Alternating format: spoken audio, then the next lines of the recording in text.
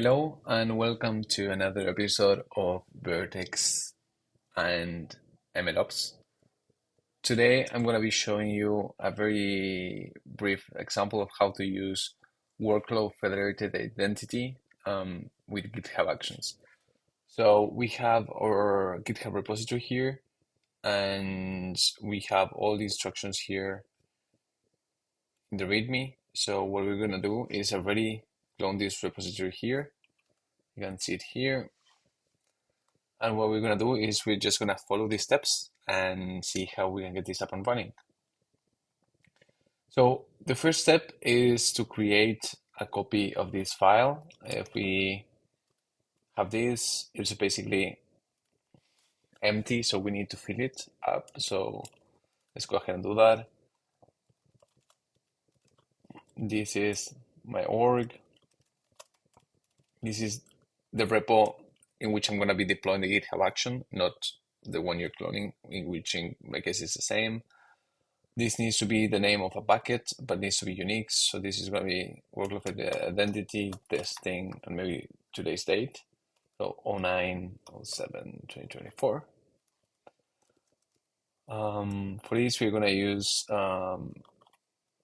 GitHub. For our pool, we're going to call it my pool. The project ID, it's not make it up. This is your real project ID. This is Vertex. I can actually go and find it here. This is my project name. And my service account, I can make this up. So this is going to be my service account.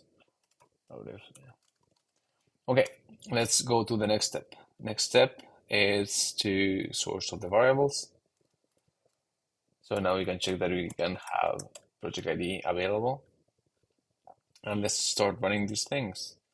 We're first going to create the service account, and we can start checking that those things are created. We can come here to service account,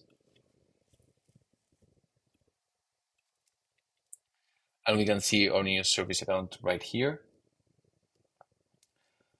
The next step will be to create the workload identity federation pool. We see that we have no pools here, so let's go with the next step. We're going to create the pool.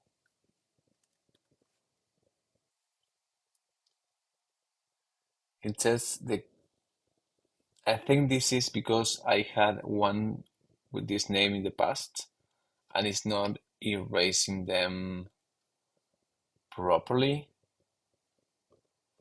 So what I'm going to do is I'm going to change the name and make it a bit more unique.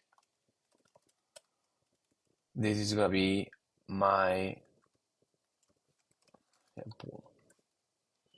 Let's source the variables again, and let's see if this works a bit better.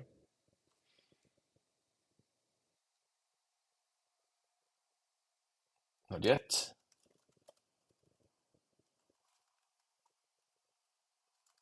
Let's check that I'm using the right.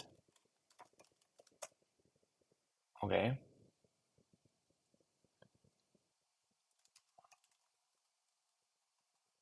Let's add this 09/07/2024. Let's source the variables. Let's check that its change is in effect.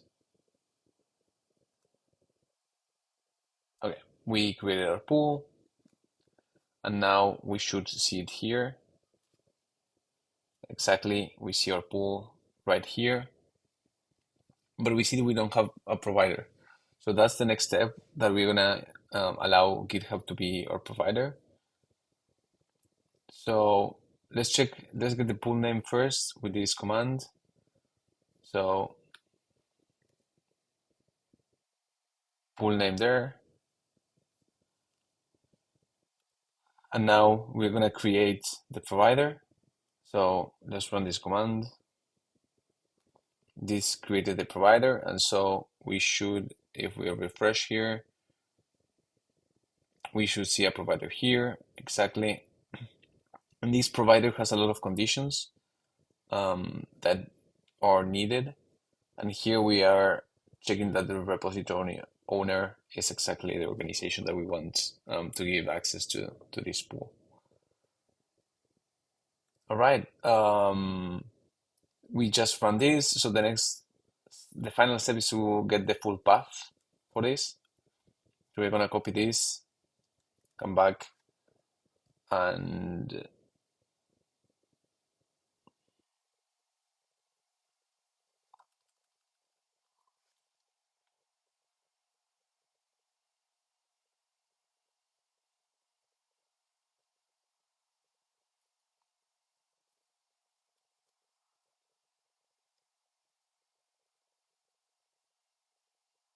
this did not work.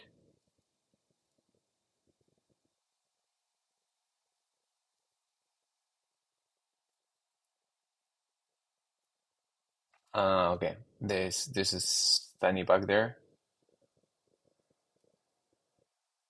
It should say full name. Okay, that's it. That was also exported, so that's also available as a variable now. And we can start. If we look at the action that we have here, what we're trying to do, this part is the auth, that's done, but now we want to do things with that authentication, otherwise this makes no sense.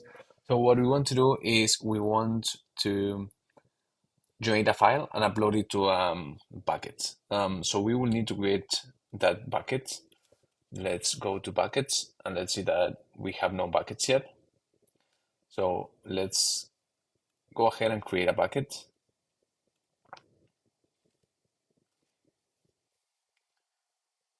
The bucket is created. We should see it right there. Perfect. Now we need to provide uniform bucket level access. Otherwise this won't work. So let's go ahead and do that. Done.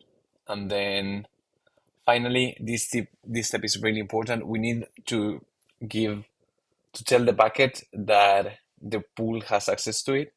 So we are modifying the IAM policy and saying that the bucket is should give this principal set that is basically the workload, the pool, and the specific repo access as storage object creators. And we of course could come up with a different set of roles. So if we go back, that's done, and we're almost ready to go. So then final part of this is generating the action. And as you can see here, the GitHub action has a lot of variables that depend on the process we just did. So if you're doing this once, you can just manually edit them. Because we want to do this sort of dynamically, we just gonna replace all these variables with the values that we have on our system. So for that, we're gonna run the last command here, which basically tells the console to replace these variables using whatever variables are already set in this file, and then we're just gonna write it as a GitHub action. So I'm gonna copy this file, this command.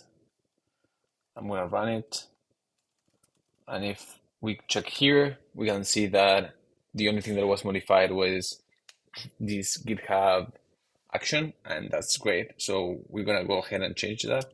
I'm actually gonna fix the two small bugs we found so far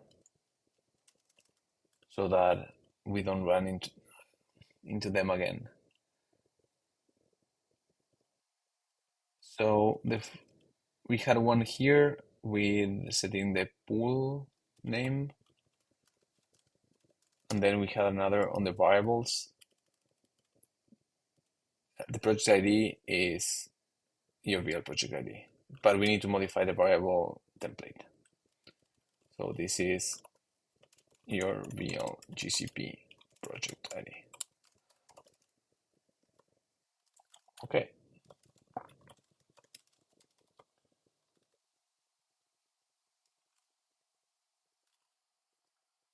Let's add that file.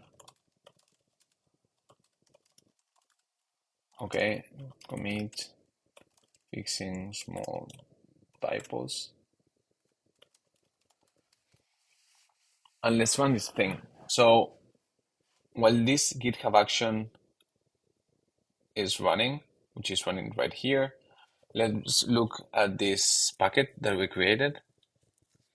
This bucket, when we come here to permissions, we can see that it has the principal set here and it has storage object creator. So that means that we're going to be able to upload a bucket to it. And we come here and it was a success. So when we look at the objects and we refresh this, we see that we have a file here. So that's amazing, but we get an error here. This is because when we change the permissions of our objects, viewers of the project got this storage legacy bucket reader. So we can change that and make us admins. And with that, we should be able to access this object here. Perfect. That's fantastic. But will this work? What happens if, for example, we run it again? And if we run it again, because we are storing the date with hours and minutes, this should have changed from now till then. And so we should see very soon a new file here. So with this example, basically, we managed to